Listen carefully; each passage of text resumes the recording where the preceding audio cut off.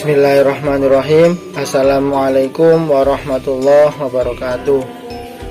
Sebelum masuk ke materi, di sini Bapak akan memperkenalkan terlebih dahulu.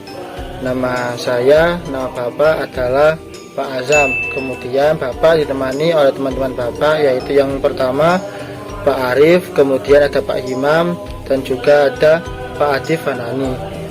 Pada pertemuan pertama kali ini pada kelas 7 semester 1, di sini Bapak akan menjelaskan tentang materi pengertian akidah dan akhlak dan tujuan kita untuk mempelajari akidah dan akhlak. Di sini Bapak akan sedikit menjelaskan tentang akidah. Nanti materi yang lainnya akan dijelaskan dengan bapak-bapak lainnya.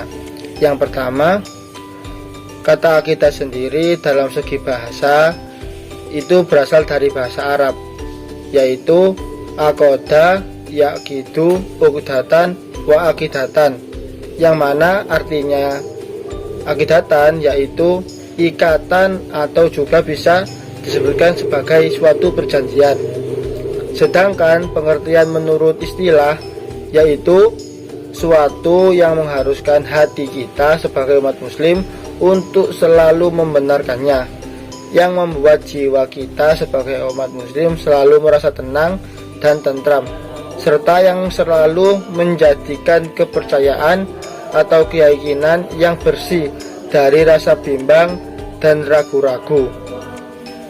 Sedangkan menurut Syekh Hasan Al-Banna, kata akidah ini yaitu suatu perkara yang mana diwajibkan dan harus diyakini kebenarannya oleh hati setiap manusia, yang nantinya akan mendatangkan ketentraman dalam jiwa, serta menjadikan keyakinan dalam diri yang tidak bercampur sedikitpun dengan rasa keraguan-raguan.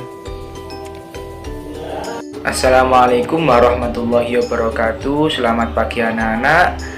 Berjumpa lagi dengan saya Bapak Himam, tentunya di pelajaran akidah akhlak. Nah, pada pertemuan online kali ini kita akan membahas terkait dengan akhlak.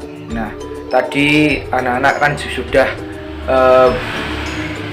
belajar terkait apa itu akidah. Nah, sekarang kita akan masuk pada pelajaran tentang akhlak. Nah, siapa tahu di sini akhlak itu apa? Nah, jadi gini ya, saya terangkan. Akhlak itu berasal dari kata khuluq yang punya arti ukuran. Nah, sedangkan kalau menurut istilah, akhlak itu sebuah perbuatan yang dilakukan oleh orang secara berkali-kali. Sedangkan akhlak menurut KBBI atau Kamus Bahasa Besar Indonesia, akhlak sebuah budi pekerti atau perilaku manusia. Nah, jadi dapat ditarik kesimpulan ya, akhlak di sini adalah sebuah sifat yang tertanam di dalam jiwa manusia tanpa adanya pertimbangan dalam menjalankannya. Coba dikasih contoh untuk Mas Hafiz sana. Nah, betul, yaitu sopan santun. Nah, ya seperti yang kita ketemui sopan santun terhadap guru di sekolah. Nah, itu sopan santun itu keluar secara spontanitas tanpa adanya pertimbangan ataupun pemikiran untuk melakukannya. Jadi akhlak di sini keluar itu secara spontanitas. Misalkan kita ketemu guru di jalan, kita salaman, kita menyapa. Nah, itu salah satu bentuk dari akhlak kita.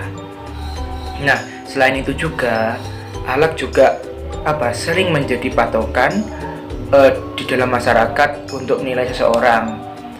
Dengan adanya akhlak di sini orang itu bisa menghargai kita ataupun juga bisa menghindari kita. Nah, coba disebutkan ada berapa macam-macam akhlak, Mas Hilmi Nah, betul, ada dua. Yang pertama di sini ada akhlak terpuji yang atau dapat kita sebut dengan akhlak baik ya. Contohnya ya seperti tadi, sopan santun kepada guru, salaman pada guru ketika berjumpa, menyapa. Terus setelah itu di rumah kita juga membantu ibu, itu juga termasuk akhlak terpuji, betul. Yang kedua apa?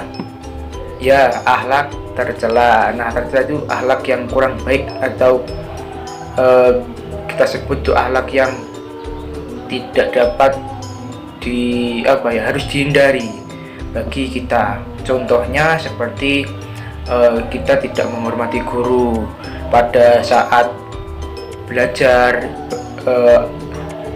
guru sedang menerangkan tetapi di belakang masih ada yang sendau gurau, ada yang tidak memperhatikan pelajaran. Nah, seperti itu termasuk akhlak tercela. Nah, jadi akhlak terpuji ini dapat mengantarkan kita ya anak-anak, mengantarkan kita yang mana? Yang pertama, kita pasti akan disukai oleh teman-teman, disukai oleh guru, ya pokoknya kita disukai oleh lingkungan kita. Sedangkan kalau kita punya akhlak tercela, kita akan semakin dijauhi oleh teman-teman kita, akan ya intinya kita tidak dapat teman, tidak mempunyai teman banyak, seperti itu. Nah, mungkin dari saya hanya dapat menyampaikan itu saja terkait pengertian akhlak dan macam-macam dari akhlak. Nah, kurang lebihnya Bapak mohon maaf apabila ada kesalahan dalam menerangkan ucapan dan perbuatan Bapak mohon maaf sebesar-besarnya. Oke adik-adik, itulah tadi pengertian akhlak yang sudah disampaikan oleh teman Bapak, yaitu Mas Zahirul Imam dan Mas Azam. Selanjutnya di sini Bapak akan menjelaskan tentang tujuan dari mempelajari ilmu akhlak itu sendiri atau pendidikan akhlak itu sendiri. Nah, pendidikan Islam khususnya ya adik-adik sekalian ialah pembentukan akhlak dan budi pekerti yang sanggup menghasilkan manusia yang bermoral, baik itu laki-laki maupun perempuan. Selanjutnya pendidikan akhlak ini sendiri itu juga merupakan jiwa dari pendidikan Islam. Baik, selanjutnya berikut adalah beberapa tujuan yang sekiranya Bapak ingin sampaikan kepada adik-adik ya mengenai dengan mempelajari ilmu akhlak itu sendiri. Yang pertama yaitu tujuan mempelajari ilmu akhlak yaitu mewujudkan kesejahteraan bagi masyarakat.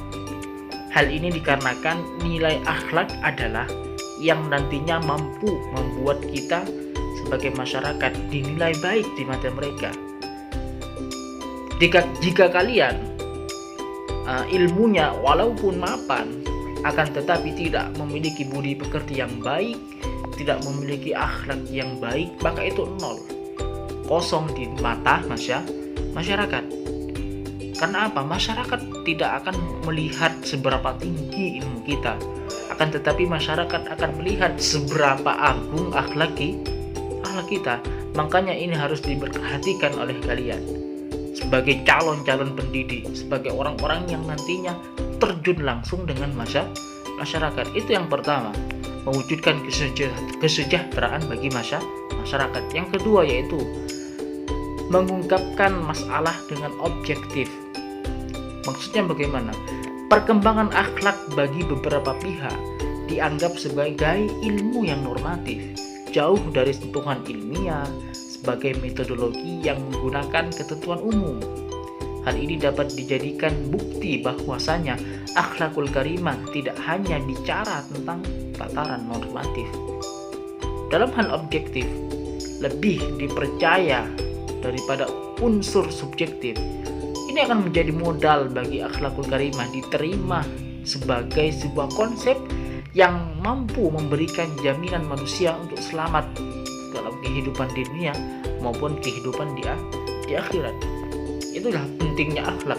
Bahkan dalam beberapa riwayat hadis sekalipun disebutkan akmalul mu'minina imanan ahsanuhum khulqan, bahwasanya sempurnanya iman seorang mukmin yaitu dia yang paling baik.